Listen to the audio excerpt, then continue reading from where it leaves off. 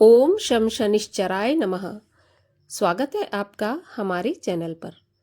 आज के वीडियो में आप सुनेंगे शनिवार व्रत की कथा। शनिवार के दिन यदि शनि ग्रह से आप पीड़ित हैं तो शनि ग्रह की तुष्टि के लिए शनि की पूजा होती है। काला तिल, काला वस्त्र, तेल, उड़द ये चीज़ें शनिदेव को बहुत अधिक प्रिय हैं, इसलिए इनके द्वारा शनिदेव की पूजा होती है। शनि की दशा को दूर करने के लिए यह व्रत किया जाता है। शनि स्तोत्र का पाठ भी विशेष लाभदायक सिद्ध होता है। तो कथा आरंभ करने से पहले आपसे अनुरोध है कि ऐसे ही कथाएं सुनने के लिए और हमसे जुड़े रहने के लिए कृपया चैनल को सब्सक्राइब अवश्य कर लें। आज की कथा अच्छी लगे तो लाइक अवश्य करें और ज़्यादा से ज़्यादा इस कथा को शेयर करें। तो चलिए अब हम सुनते हैं शनिवार व्रत की कथा। एक समय सूर्य, चंद्रमा, मंगल, बुध, बृहस्पति, शुक्र, शनि, राहु और केतु इन ग्रहों में आपस में झगड़ा हो गया कि हम सब में से सबसे बड़ा कौन है। सब अपने आप को बड़ा कहते थे। जब आपस में कोई निश्चय न हो सका तो सबके सब आपस में झगड़ते हुए इंद्र के पास गए और कहने लगे कि आप सब देवताओं के राजा हो, इसलिए आप हमारा न्याय करके बताओ कि हम 9 ग्रहों में सबसे बड़ा कौन है। राजा इंद्र इनका प्रश्न सुनकर घबरा गए और कहने लगे कि मुझ में ये सामर्थ्य नहीं जो कि किसी को बड़ा या छोटा बताऊं। मैं अपने मुख से कुछ नहीं कह सकता। हाँ, एक उपाय हो सकता है। इस समय पृथ्वी पर राजा विक्रमादित्य दूसरों के दुखों का निवारण करने वाले हैं, इसलिए तुम सब मिलकर उन्हीं के पास जाओ, वही तुम्हारे दुखों का निवारण करेंगे। ऐसा वचन सुनकर सभी ग्रह देवता चलकर भूलोक में राजा विक्रमादित्य की सभा में जाकर उपस्थित हुए और अपना प्रश्न राजा के सामने रखा। राजा उनकी बात सुनकर बड़ी चिंता में पड़ गए कि मैं अपने मुख से किसको बड़ा और किसको छोटा बताऊं। जिसको छोटा बताऊंगा वही क्रोध करेगा। परंतु उनका झगड़ा निपटाने के लिए एक उपाय सूझा। उन्होंने सोना, चांदी, कांसा, पीतल, शीशा, रांगा, जस्ता, अभ्रक और लोहा 9 धातुओं के 9 आसन बनवाए। सब आसनों को क्रम से, जैसे सोना पहले और लोहा सबसे पीछे बिछाए गए। इसके पश्चात राजा ने सब ग्रहों से कहा कि आप सब अपने अपने सिंहासनों पर बैठिए। जिसका आसन सबसे आगे वह सबसे बड़े और जिसका आसन सबसे पीछे वह सबसे छोटा जानिए। क्योंकि लोहा सबसे पीछे था और वह शनिदेव का आसन था, इसलिए शनिदेव ने समझ लिया कि राजा ने मुझको सबसे छोटा बना दिया। इस पर शनिदेव को बड़ा क्रोध आया और कहा कि राजा, तू मेरे पराक्रम को नहीं जानता। सूर्य 1 राशि पर 1 महीना, चंद्रमा 2.25 महीना 2 दिन, मंगल 1.5 महीना, बृहस्पति 13 महीना, बुध और शुक्र 1-1 महीना, परंतु मैं 1 राशि पर 2.5 अथवा 7.5 साल तक रहता हूँ। बड़े बड़े देवताओं को भी मैंने भीषण दुख दिया है। हे राजन, सुनो, राम जी को 7.5 आई और वनवास हो गया, और रावण पर आई तो राम और लक्ष्मण ने सेना लेकर लंका पर चढ़ाई कर दी, रावण के कुल का नाश कर दिया। हे राजा, अब तुम सावधान रहना। राजा कहने लगा, जो कुछ भाग्य में होगा देखा जाएगा। उसके बाद अन्य ग्रह तो प्रसन्नता के साथ चले गए, परंतु शनिदेव बड़े क्रोध के साथ वहां से पधारे। कुछ काल व्यतीत हो जाने पर जब राजा को 7.5 की दशा आई तो शनिदेव घोड़ों के सौदागर बनकर अनेक सुंदर घोड़ों के साथ राजा की राजधानी में आए। जब राजा ने सौदागर के आने की खबर सुनी तो अश्वपाल को अच्छे अच्छे घोड़े खरीदने की आज्ञा दे दी। अश्वपाल ऐसी अच्छी नस्ल के घोड़े देखकर और उनका मूल्य सुनकर चकित हो गया और तुरंत ही राजा को खबर कर दी। राजा उन घोड़ों को देखकर एक अच्छा सा घोड़ा चुनकर सवारी के लिए चढ़ा। राजा के घोड़े की पीठ पर चढ़ते ही घोड़ा जोर से भागा। घोड़ा बहुत दूर तक एक बड़े जंगल में जाकर राजा को छोड़कर अंतर्ध्यान हो गया। इसके बाद राजा अकेला जंगल में भटकता फिरता रहा। बहुत देर के बाद राजा ने भूख और प्यास से दुखी होकर भटकते भटकते एक ग्वाले को देखा। ग्वाले ने राजा को प्यास से व्याकुल देखकर पानी पिलाया। राजा की उंगली में एक अंगूठी थी। राजा ने उसे निकालकर प्रसन्नता के साथ ग्वाले को दे दी और शहर की ओर चल दिया। राजा जब शहर में पहुंचकर एक सेठ की दुकान पर जाकर बैठ गया और अपने आप को उज्जैन का रहने वाला तथा अपना नाम बीका बतलाया। सेठ ने उसको कुलीन मनुष्य समझकर जल आदि पिलाया। भाग्यवश उस दिन सेठ की दुकान पर बिक्री बहुत अधिक हुई। तब सेठ उसको भाग्यवान पुरुष समझकर भोजन कराने के लिए अपने साथ ले गया। भोजन करते समय राजा ने आश्चर्य की बात देखी कि खूंटी पर एक हार लटक रहा है और वह खूंटी उस हार को खा रही है, निगल रही है।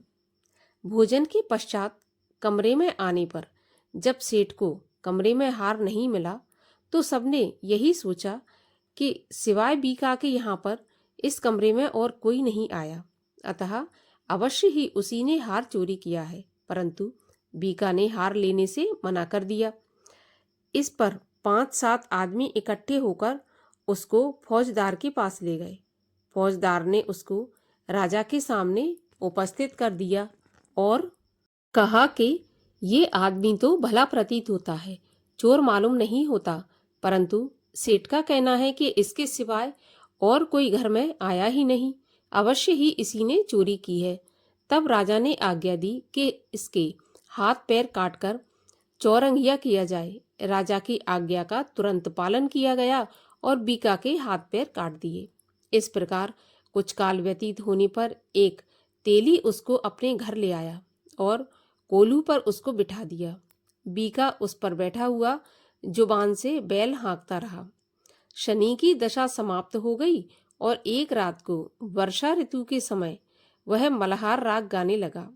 उसका गाना सुनकर उस शहर के राजा की कन्या उस राग पर मोहित हो गई और दासी को खबर लेने को भेजा कि शहर में यह कौन गा रहा है। दासी सारे शहर में फिरती फिरती क्या देखती है कि एक तेली के घर में चौरंगिया राग गा रहा है। दासी ने महल में आकर राजकुमारी को सब वृत्तांत सुना दिया।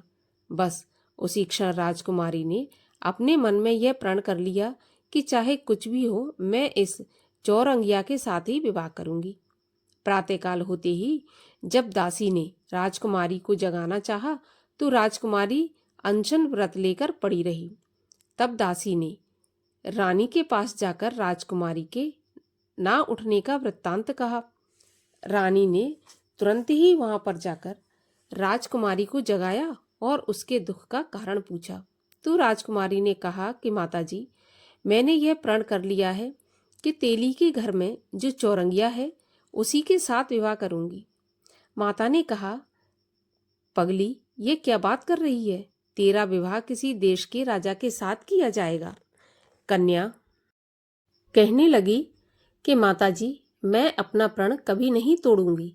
माता ने चिंतित होकर यह बात राजा को बताई। जब महाराज ने भी आकर यह समझाया कि मैं अभी देश देशांतर में अपने दूत भेजकर सुयोग्य, रूपवान एवं बड़े से बड़े गुणी राजकुमार के साथ तुम्हारा विवाह करूंगा, ऐसी बात तुमको कभी नहीं विचारनी चाहिए। कन्या ने कहा, पिताजी, मैं अपने प्राण त्याग दूंगी परंतु दूसरे से विवाह नहीं करूंगी। इतना सुनकर राजा ने क्रोध से कहा, यदि तेरे भाग्य में ऐसा ही लिखा है तो जैसी तेरी इच्छा हो वैसा ही कर। राजा ने तेली को बुलाकर कहा कि तेरे घर में जो चौरंगिया है उसके साथ मैं अपनी कन्या का विवाह करना चाहता हूँ। तेली ने कहा कि यह कैसे हो सकता है? कहाँ आप हमारे राजा और कहाँ मैं एक नीच तेली? परंतु राजा ने कहा कि भाग्य लिखे को कोई नहीं टाल सकता, अपने घर जाकर विवाह की तैयारी करो। राजा ने उसी समय तोरण और बंधन बार लगवाकर अपनी राजकुमारी का विवाह चौरंगिया बना विक्रमादित्य के साथ कर दिया। रात्रि को जब विक्रमादित्य और राजकुमारी महल में सोने गए तो आधी रात में शनिदेव ने विक्रमादित्य को स्वप्न दिया कि राजा, कहो, मुझको छोटा बताकर तुमने कितना दुख उठाया। राजा ने क्षमा मांगी। शनिदेव ने प्रसन्न होकर विक्रमादित्य को हाथ पैर दे दिए। तब राजा ने कहा, महाराज, मेरी प्रार्थना स्वीकार करें कि जैसा दुख आपने मुझे सौंप दिया है ऐसा और किसी को न दें। शनिदेव ने कहा कि तुम्हारी यह प्रार्थना स्वीकार है। जो मनुष्य मेरी कथा सुनेगा या कहेगा उसको मेरी दशा से कभी पीड़ित नहीं होना पड़ेगा, और जो नित्य ही मेरा ध्यान करेगा या चींटियों को आटा डालेगा उसके सारे मनोरथ पूर्ण होंगे। इतना कहकर शनिदेव अपने धाम को चले गए। राजकुमारी की आंख खुली और उसने राजा के हाथ पांव सही सलामत देखे तो आश्चर्य हुआ। उसको देखकर राजा ने अपना समस्त हाल कहा कि मैं उज्जैन का राजा विक्रमादित्य हूँ। यह बात सुनकर राजकुमारी अत्यंत प्रसन्न हुई। प्रातःकाल राजकुमारी से उसकी सखियों ने पूछा तो उसने अपने पति का समस्त वृत्तांत कह सुनाया। तब सबने प्रसन्नता प्रकट की और कहा कि ईश्वर ने आपकी मनोकामना पूरी कर दी। जब उस सेठ ने यह बात सुनी तो वह विक्रमादित्य के पास आया और राजा विक्रमादित्य के पैरों में गिरकर क्षमा मांगने लगा कि आप पर मैंने चोरी का झूठा आरोप लगाया, अतः आप मुझको जो चाहे दंड दें। राजा ने कहा, मुझ पर शनिदेव का कोप था, इसी कारण यह सब दुख मुझको प्राप्त हुआ। इसमें तुम्हारा कोई दोष नहीं है। तुम अपने घर जाकर अपना कार्य करो। सेठ बोला कि मुझे तभी शांति होगी जब आप मेरे घर चलकर प्रीतिपूर्वक भोजन करेंगे। राजा ने कहा कि जैसी आपकी मर्जी हो वैसा ही करें। सेठ ने अपने घर जाकर अनेक प्रकार के सुंदर सुंदर भोजन बनवाए और राजा विक्रमादित्य को प्रीति भोज दिया। जिस समय विक्रमादित्य भोजन कर रहे थे, एक अत्यंत आश्चर्य की बात सबको दिखाई दी कि जो खूंटी पहले हार निगल रही थी, अब वह हार उगल रही है। जब भोजन समाप्त हो गया तो सेठ ने हाथ जोड़कर बहुत सी मोहरें राजा को भेंट की और कहा कि मेरे श्री कंवर नामक एक कन्या है, आप उसका पाणी ग्रहण करें। इसके बाद सेठ ने अपनी कन्या का विवाह राजा के साथ कर दिया और बहुत सा धन, दान दहेज आदि दिया। इस प्रकार कुछ दिनों तक वहां निवास करने के पश्चात विक्रमादित्य ने शहर के राजा से कहा कि अब मेरी उज्जैन जाने की इच्छा है। फिर कुछ दिन के बाद विदा लेकर राजकुमारी मनभावनी सेठ की कन्या श्री कंवरी और दोनों जगह के दहेज के प्राप्त अनेक दास दासी, रथ और पालकियों सहित विक्रमादित्य उज्जैन की तरफ चले। जब शहर के निकट पहुंचे और पुरवासियों ने राजा के आने का संवाद सुना तो समस्त उज्जैन की प्रजा अगवानी के लिए आई। तब बड़ी प्रसन्नता से राजा अपने महल में पधारे। सारे शहर में बड़ा भारी महोत्सव मनाया गया और रात्रि को दीपमाला की गई।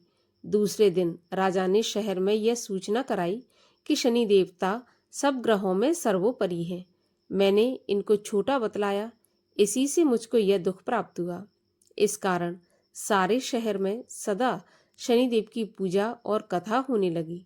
राजा और प्रजा अनेक प्रकार के सुख भोगती रही। जो कोई शनिदेव की इस कथा को पढ़ता है या सुनता है, शनिदेव की कृपा से उसके सब दुख दूर हो जाते हैं। शनिवार की कथा को व्रत के दिन अवश्य पढ़ना चाहिए। ओम शांति, ओम शांति, ओम शांति। ओम जय शम शनिश्चराय नमः।